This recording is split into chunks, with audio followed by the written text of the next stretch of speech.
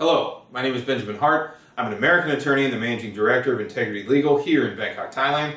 This video we're going to discuss employing Thais in the Kingdom of Thailand. Those who are looking to set up a small business or a large enterprise for that matter are probably going to need to hire local Thai employees. And in fact, the Thai government has set rather rigorous policies in order to, in essence, require hiring of Thai nationals here in the kingdom. And it should be noted that when hiring and maintaining employees on one's company or one's enterprise, something should be kept in mind with respect to those employees, and that's the Thai labor code. Thailand is very much in my opinion, as far as jurisdiction goes, more labor friendly than most jurisdictions. In fact, there is an entire labor court here in Thailand, an entire court system dedicated to adjudicating matters pertaining to the labor code here in Thailand.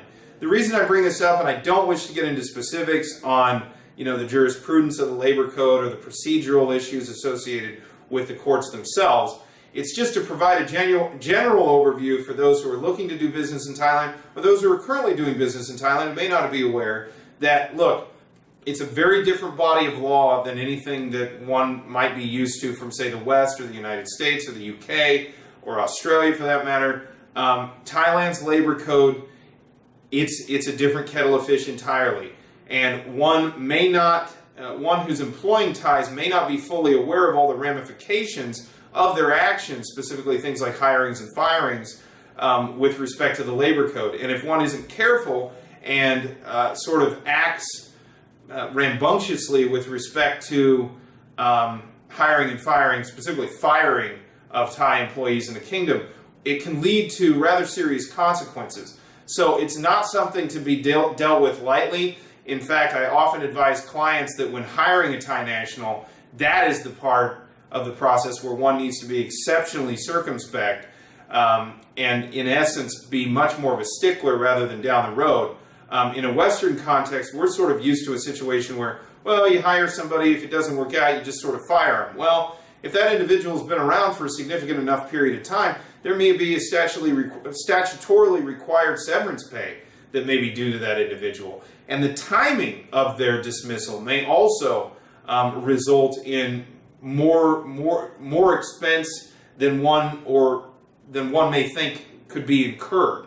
So, for example, if one fires somebody, with a certain amount of timing, one could, the counterparty could argue, well, I worked most of that month. I'm entitled to compensation for that month. These are all hypotheticals, but I'm simply stating that one needs to be aware that in the Kingdom of Thailand, the Thai labor code is a different kettle of fish when compared to dealing with labor law, say, in other countries. For example, Kansas, where I'm from, is a so-called right-to-work state. So effectively, one can fire an employee with relatively little cause. Now, there are certain federal regulations and some things like that with respect to firing folks and the EEOC and stuff like that. But for the most part, as long as there's a genuine reason with respect to workplace conduct, it's going to be possible to go ahead and just pretty well fire that individual. In Thailand, that's not necessarily the case. And again, acting without caution with respect to these matters can result in significant wastage of resources and possibly the expense of time just in adjudicating and dealing with the Thai labor courts. So it's oftentimes a good idea to get professional help with understanding how the labor code is going to operate, drawing up a